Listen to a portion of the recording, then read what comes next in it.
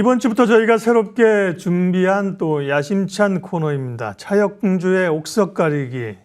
차영주 전 의원과 함께 우리가 궁금한 섹터 이야기, 깊은 섹터 이야기를 앞으로 하면서 종목까지 얘기를 하도록 하겠습니다. 어서 오십시오. 예, 안녕하십니까. 네. 의원님과 제가 이제 합을 맞춰서 네, 잘 부탁드리겠습니다. 깊은 섹터 예. 얘기를 해주시고 제가 또 끄떡끄떡만 하면 재미없잖아요, 그죠? 그렇죠. 좀 날카롭게 또 네. 반대 의견도 좀 제시를 하면서 네. 하겠습니다. 오늘은요, 화면 보여주십시오. 오늘 우리가 이야기할 궁금한 섹터는요, 반도체입니다. 예, 반도체 2019년 패턴에서 답이 보인다. 2019년에 과연 무슨 일이 있었는데요, 의원님? 2019년이라기보다는 시작은 2018년부터 시작을 네. 했습니다. 네. 2018년부터 반도체가 실적에 이제 피크를 찍고 난 다음에 갑자기 실적에 어닝 이제 쇼크가 나왔었던 그런 기억이 있었습니다. 그러면서 그 삼성전자와 SK하이닉스를 제외한 미국의 마이크론이라든지 엔비디아에서 캐펙스 투자, 그러니까 이제 더 이상 그러니까 반도체라는 게 계속해서 투자가 이루어져야 되는 부분들인데 이런 것들은 이제 축소했다라고 발표가 됐죠. 그러다 보니까 결국 공급이 줄어들게 됐었고 이러다 보니까 가격 하락 속도가 좀 멈췄습니다. 이러면서 가격이 이제 하락하지 않고 공급이 줄어든다라는 것 때문에 수요처에서 수요가 늘어나기 시작하면서 그 글로벌 재고가 감소하면서 전반적인 그 반도체 업황이 개선이 됐다. 이게 이제 2018년부터 시작해서 2019년 하반기까지 이루어졌었던 사이클입니다. 공교롭게도 올해도 비슷한 양상들이 좀 보여지고 네. 있습니다. 지금 어디까지 진행이 됐냐면 삼성전자 같은 경우 1분기 어닝 쇼크가 나왔죠. 어닝 쇼크까지 나왔고 그런 상태에서 지금 현재 반도체 재고량이라든지 가격이 이제 떨어지고 있는데 이 떨어지는 속도가 조금 줄어들었습니다. 그렇기 때문에 마치 2019년에 대자비가 형성되는 거 아닌가라는 시장의 기대감이 좀 올라가고 있고요. 또 공교롭게도 그때 당시에 주가가 가격 하락이 조정이 되면서부터 상승하기 시작했는데 지금 이제 삼성전자의 외국인들의 러브콜이 이어지면서 삼성전자가 6만 원에 안착을 하다 보니까 2019년과 같은 사이클이 이어지는 거 아닌가라는 많은 기대감이 현재 시장에 반영돼 있다라고 말씀드릴 수가 있겠습니다. 네. 그때 주가가 물론 이제 지금 액면 분할한 기준인데 그때 주가가 5만 원에서 9만 6천 원까지 엄청 올랐네요, 그죠? 상당히 많이 뭐 그래가지고. 동학개미운동 뭐 사운데도 있었고 좀 그런데 일단 동학개미 때 2020년 2022년이니까 그 전이니까요. 예, 뭐 약간의 반등세를 나타내는 예, 좀 그런 모습들을 좀 보이면서 4만 원 정도 예. 한 6만 원 정도까지 그런 회복이 있었군요. 예. 네. 그러면 이번에도 그때 패턴과 지금까지 유사하게 나타나고 있는 그렇죠. 건데요. 좋았던 그런 패턴으로 갈 수 있다고 보십니까?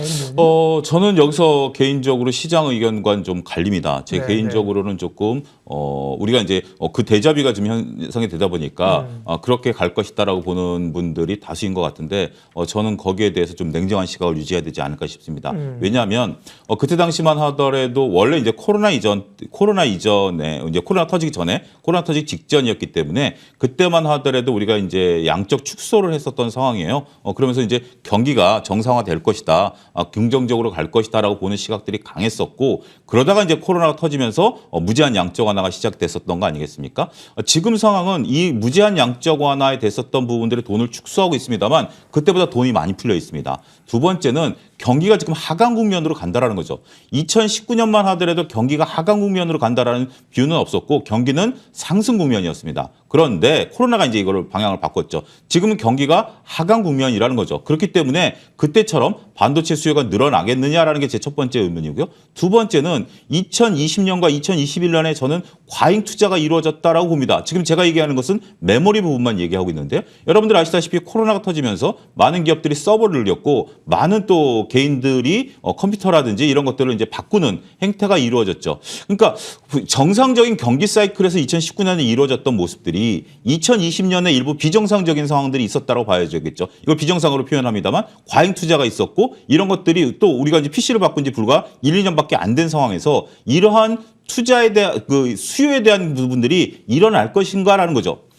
저는 이렇게 봅니다. 삼성전자가 그때만 하더라도 상당히 그 캐펙스 투자를 줄이지 않고, 그러니까 라인을 멈추지 않았던 게 하반기 때 굉장히 긍정적인 효과를 나타냈었기 때문에 이번에 마이크론이 그 라인을 멈췄을 때 삼성전자가 멈추지 않은 것에서 환호성을 질렀지만 일부 월가에서는 삼성전자 경영진이 실기를 했다라는 얘기가 나올 정도로 재고가 막대하게 20개월 넘게 쌓여버리지 않았습니까? 그리고 가격 하락 속도가 너무 가파릅니다. 지금 평상시 가격 대비 20%가 급락한 게 이번에 삼성전자에서 밝혀지지 않았습니까? 그렇기 때문에 삼성전자가 우리가 그 라인을 멈출 정도로 된다라면 이거는 문제가 그때와 다를 정도로 굉장히 심각하고 경기가 하강 국면에 있어서는 이러한 투자라든지 이런 부분들이 그때처럼 바로 공식을 대입하기에는 조금 어폐가 있지 않을까 그런 부분들에 대한 제 고민이 상당히 깊다 이렇게 말씀드리겠습니다. 네.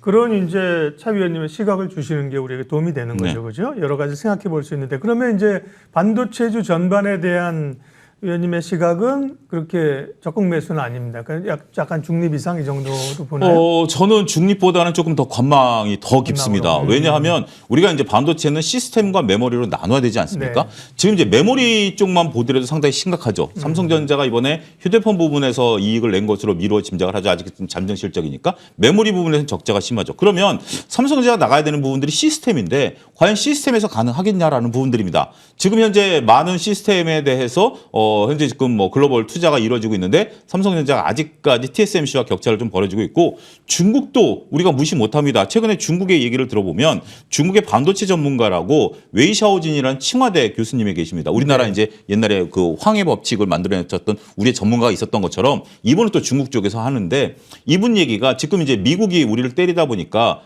나노 공정에서 뒤처지고 있습니다만 5년만 지나면 우리가 가능하다. 라는 얘기를 지금 공개적으로 주말에 나온 뉴스거든요. 이런 거기 때문에 중국도 자체적으로 당장은 지금 뭐 하지만 중국이 이제 이렇게 우리도 얼마 전에 이제 일본과의 어떤 감정적인 부분에 있어서 소재를 우리한테 주지 않았을 때 우리가 1년 만에 개발해낸 역사가 있지 않습니까? 예. 중국도 이런 부분들을 치고 나오고 더군다나 글로벌 반도체 칩법에 따라서 미국에서 또 설비 투자에 대한 부분들 일부는 또 과잉 투자가 이루어지는 거 아니냐라는 또 얘기들도 있어요. 이런 부분들까지 감안하게 된다면 삼성전자가 과거의 메모리 시각에서 벗어나서 시스템 쪽으로 돌리게 되면 셈법은 더욱더 복잡해질 수밖에 없고요.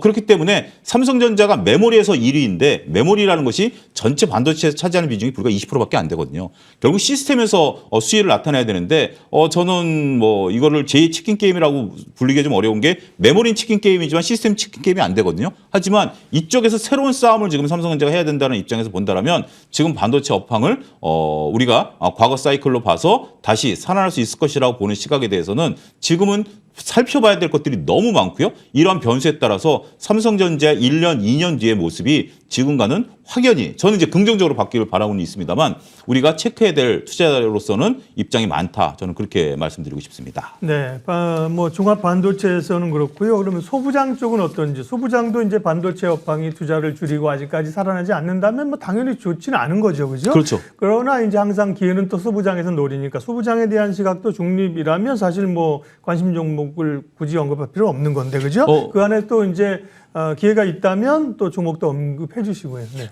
저는 오히려 소재보다는 부품단에 있어서는 이게 또 의외에 또 저는 호재가 있다라고 말씀드릴 수가 있습니다. 네. 예. 두 가지를 우리가 구분해야 되는데 네. 부품은 첫 번째는 미국으로 따라가는 업체와 우리 용인에 따라가는 업체는 다르다. 지금 이제 미국은 급하게 지금 공장을 지어야 되는 거 아니겠습니까? 지금 170억 달러를 들여서 미국에 공장을 짓기 때문에 지금 이제 터파이 공사를 하고 있는 것으로 알려지고 있습니다만 이미 뭐 터파이 공사를 한다는 것은 설계도가 완성이 됐다는 얘기고 설계도가 완성이 됐다라면은 장비들이 어디에 들어갈지 이미 자리 위치까지 정해졌다라고 보는 거죠. 미국은 급하게 나가기 때문에 소위 말해서 같이 협력업체들을 데리고 나갈 수밖에 없습니다. 그런데 지금 현재 우리가 이제 용인에 짓는 것은 시간을 굉장히 오래 두고 짓는 거죠. 아직까지 10년 뒤에 이제 공장을 완성하겠다는 거고 여기에 주력은 메모리가 아니죠. 시스템이죠. 그러면 장비 테스트를 저는 다시 할 거라고 봅니다. 새로운 장비가 들어가야죠. 기존 장비가 들어가는 게 아니라. 그렇기 때문에 용인에 들어가는 장비주들에 대해서는 아직까지는 우리가 수혜를 본다라고 말하기는 어렵다. 하지만 우리가 미국에 따라가는 장비에 대해서는 충분히 수혜를 본다라고 얘기할 수 있다. 이들은 현재 지금 실적 수주 공시도 나오고 있고 하기 때문에 나온다. 그러면 투자를 언제 해야 되느냐? 지금 이제 우리가 삼성전자가 6만 원 정도 올라가면서 소부장들이 한 차례 시세를 내고 다시 지금 주가가 주춤하고 네. 있는데 저는 하반기 때 되면 장비주들에 대해서는 관심을 좀 가져야 되지 않을까라고 좀 말씀드릴 수가 있겠고 부품이라고 하셨는데 아까 장비예요? 장비입니다. 장비. 죄송합니다. 제가 장비주들에 대해서는 상당히 우리가 이제 그 하반기 때는 네. 충분히 관심을 좀 가지셔도 되지 않을까 저는 그렇게 좀 말씀드리겠고 지금은 일단 약간의 한 차례 주가 상승 이후에 하락 구간이기 때문에 장비건 반도체건 일단은 조금 거리두기를 하자라는 게 제 의견이다라고 말씀드릴 수 그럼 있겠습니다. 이제 또 얘기를 할 텐데 오늘은 뭐 굳이 그러면 종목을 디테일하게 얘기하실 필요 없는 거네요. 그죠? 예, 네네. 오늘은 뭐 종목을 네. 저도 이제 상당히 고민을 많이 했는데 네, 네. 첫 코너이긴 하지만 네. 그래도 지금 장비주들에 대해서는 매수보다는 일단은 거리두기가 더 적절하지 않을까. 이게 또 기회가 된다라면 네. 또 바로 말씀드리도록 하겠습니다. 예, 차영주의 옥석 가리기 오늘부터 해서 우리가 관심 있는 섹터 얘기를 이렇게 깊게 할 겁니다. 오늘은 반도체 얘기했습니다. 차영주 전문위원 함께해 주셨습니다. 고맙습니다. 감사합니다. 지수 확인하겠습니다. 코스피는 3포인트 하락이고요. 코스닥은 1포인트 상승으로 전환하면서 네, 역시 뭐 2차 전지가 오늘 또 포스코 그룹에다가 또 에코프로까지 올리면서 강합니다. 이슈앤뷰 오늘은 여기까지 하겠습니다. 함께해 주셔서 고맙습니다.